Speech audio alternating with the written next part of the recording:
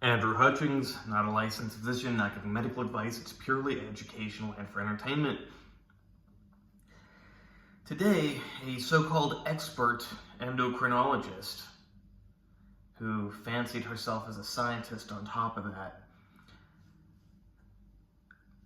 tried to tell me and a room full of people that plant protein is actually the healthiest.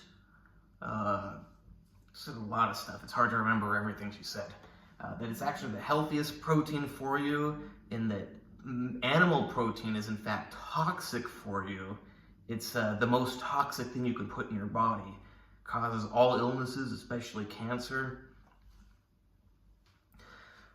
What else?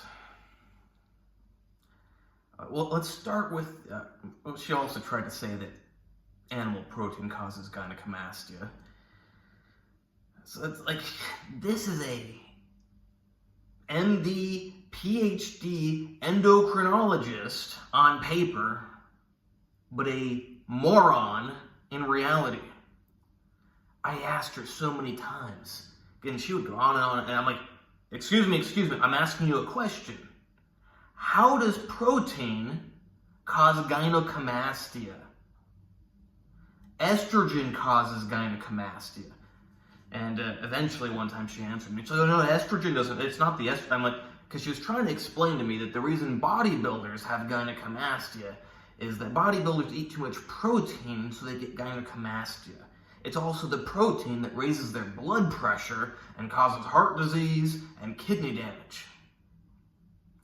I politely told her that no, that is nonsense. It is the anabolic steroids jacking up their blood pressure, which jacks up their blood pressure, and subsequently causes kidney damage.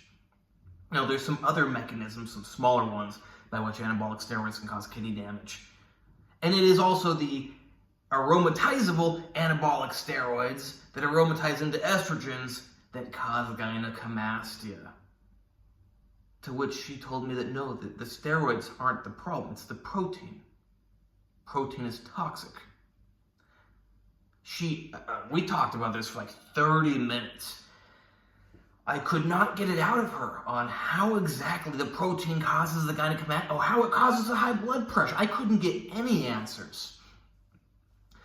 Then she started saying how it's just because I'm too young, I can't possibly know. How old are you? I go, 27. Oh, well, that's what. It's like, I told her, I have more experience with this than you. Age doesn't matter. Mileage does. That's a fact. And I explained to her, if you have one experience per week with this for 10 years, and I have 10 experiences per day for 1 year, I got a lot more experience than you. The bottom line is it wouldn't even matter if she had more experience, because she has experience being an idiot.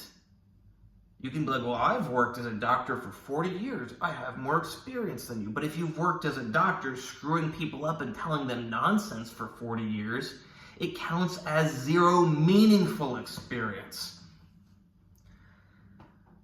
I mean, how can you possibly be a PhD endocrinologist and not know that estrogen causes gynecomastia?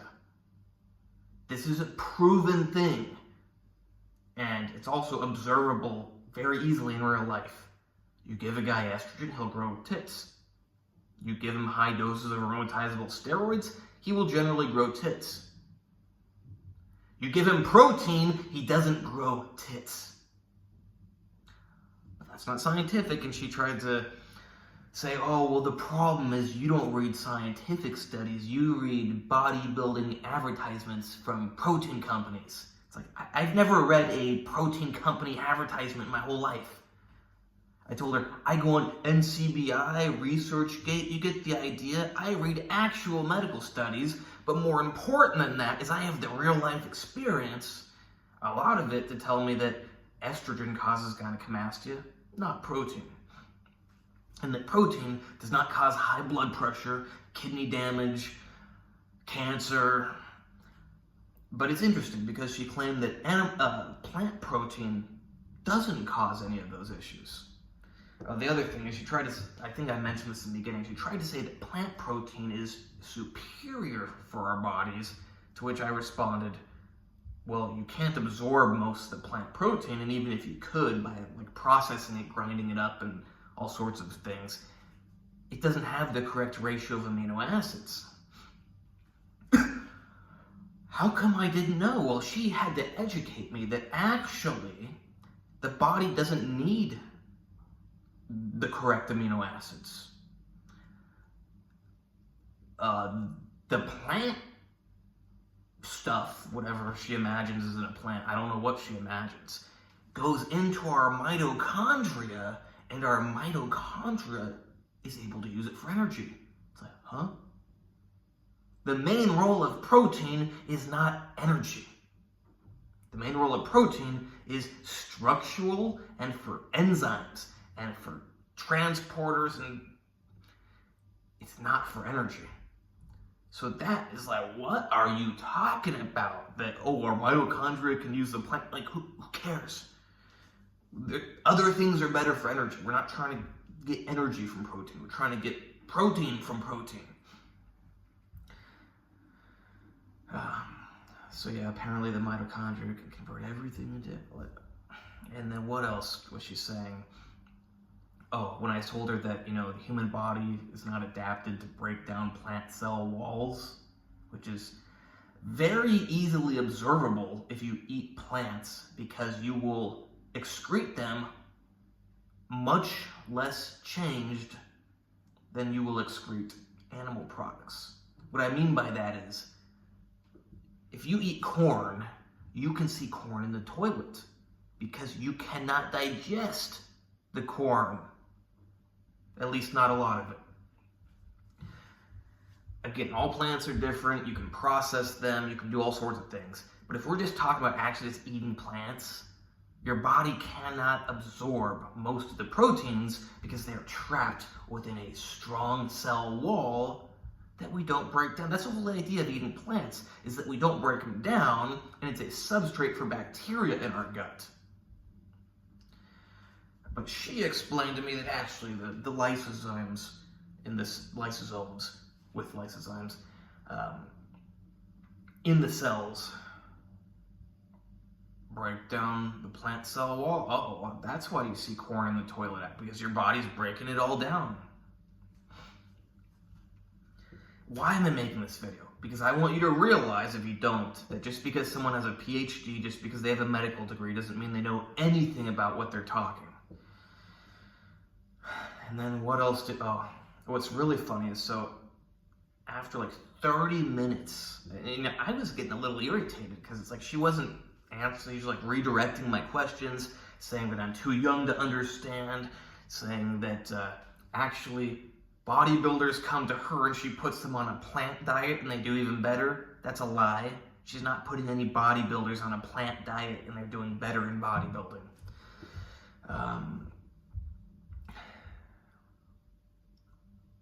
Oh, and then she's like, Arnold Schwarzenegger? I'm like, yeah, what about him? She goes, he was greatest bodybuilder ever.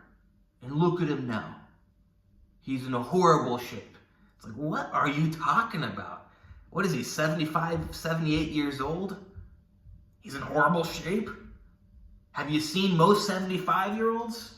Have you seen a vegan 75-year-old? Arnold Schwarzenegger is in really damn good shape compared to the average person his age, and especially compared to a vegan, vegetarian, whatever, his age. That's not debatable. That's, as long as you got an IQ above 20, you go,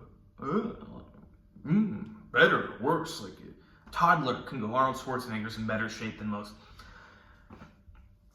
And then in the end,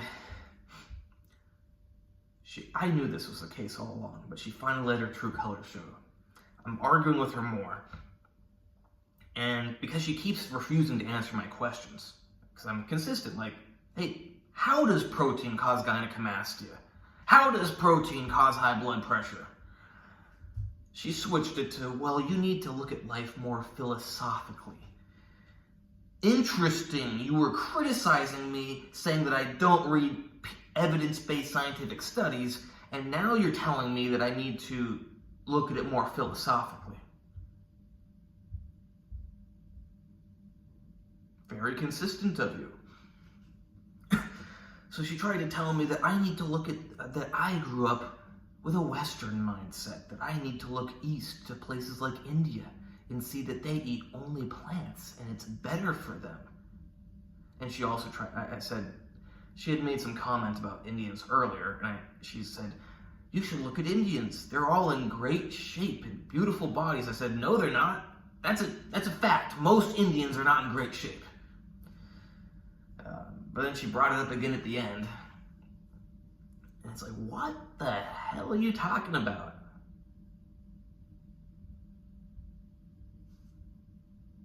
Everything you said for the last 30 minutes is patently false.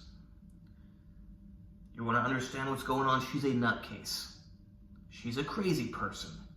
I use that word literally. She is a crazy person who has an ideology that we shouldn't eat meat.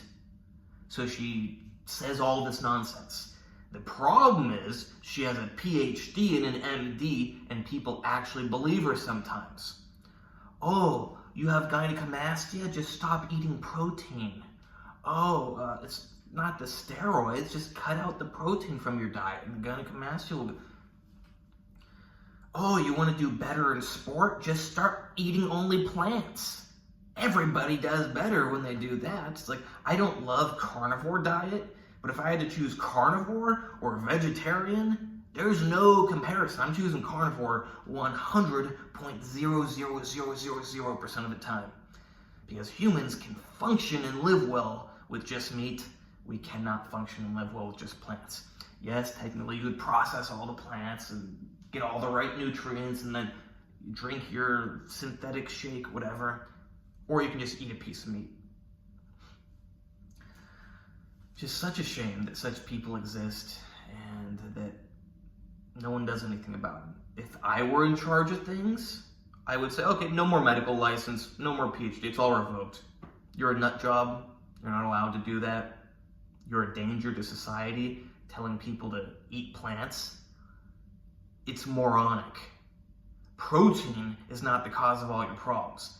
And second of all, you're trying to argue that the plant protein actually gets absorbed better than the animal protein, but protein's toxic for you, so wouldn't that make plant protein more toxic for you if it's absorbed even better? I don't know, there's no logic here.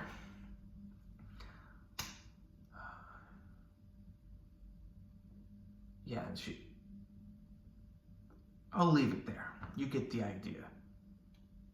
Remember, think for yourself, question authority, really think about who you believe. Do you believe some 50-year-old woman who says that bodybuilders do better eating plants just because she has a PhD and an MD? Or do you believe Andrew Hutchings, who's a scientist and a bodybuilder and a sportsman in general, who's not stupid, and says, that's nonsense? I'm pretty sure you all believe me. Let me know in the comments, do you think that athletes need to switch to plant-based diets to perform better? Do you think everybody should switch to a plant-based diet because it prevents cancer, apparently? Should we switch to a plant-based diet to lower our blood pressure? Let me know. Is a plant-based diet the way to fix anything? I mean, there are some unique use cases for a plant-based diet. Like if you want to do a fasting mimicking diet, but I would rather just fast. I don't like to eat plants if I'm not going to eat.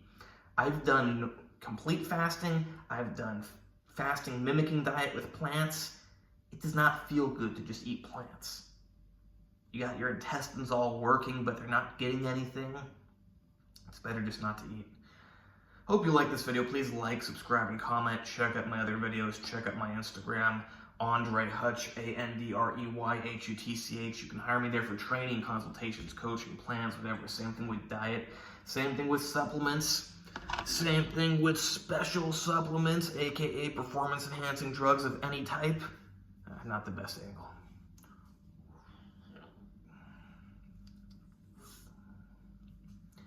I'm not trying to flip you off. Bad idea. Only thing you can't hire me for is medical advice, but you don't need medical advice when you have expert medical information. And if you're interested, check out my new YouTube channel. I don't know what it's going to be named yet, but keep your eyes open because I'm making a new YouTube channel about life. I'm not an egomaniac. I don't think I'm the best, most successful, most intelligent, most whatever guy in the whole world. But I'm high enough up, and there's a lack of other good people giving information. And I want to see humanity do well, because a lack of men, a lack of masculine men who understand the world and understand life, is disastrous for all of society. Everyone will suffer because of it. I'm into medicine. It reduces human suffering. Masculinity reduces human suffering. So that's why I've decided I'm going to make a new channel, share some of my life experience. Yeah, I can't share everything, but some stuff I can share. Gonna get some other guys on there who got life figured out. When I say got life figured out, I mean not, you got some people that on paper they got life figured out because they're going to their 9-to-5 job every day. They're renting their house, or maybe they own a house, but they're a hamster in a wheel, just paying their bills each month. They don't really have any free time. They're not enjoying life. I mean, not that you should have a bunch of free time. You should be productive with your time. But I'm talking about, I'm going to get guys on who got life a little more figured out than that. But it's not just about having life figured out. It's about experiences in life. Kind of like I was saying about the medical stuff. It's the mileage, not the years that matter. That's the same thing with your general life knowledge. Older people, like this woman, think, and she compared me to a 10-year-old. She's like, imagine if you were talking to a 10-year-old, and I wanted to say, hey, genius, there's a big biological difference between a 10-year-old and a 27-year-old. The reason you can't talk to a 10-year-old about all that stuff is because their brain hasn't developed enough. My brain is fully developed, and I have a lot of experience. But yeah, I'm gonna share my own experiences, share other guys who have lots of life experiences, because you have a shortage of experienced men nowadays. And when men don't have experiences, they're not men. Yeah, people just, play video games, go to school, come back, go to work, come back, watch TV. You gotta do stuff. You gotta make mistakes. The more mistakes you make, the more you'll learn. I mean, as long as you're alive, that's all that matters. Hopefully you're not crippled either, but you get the idea.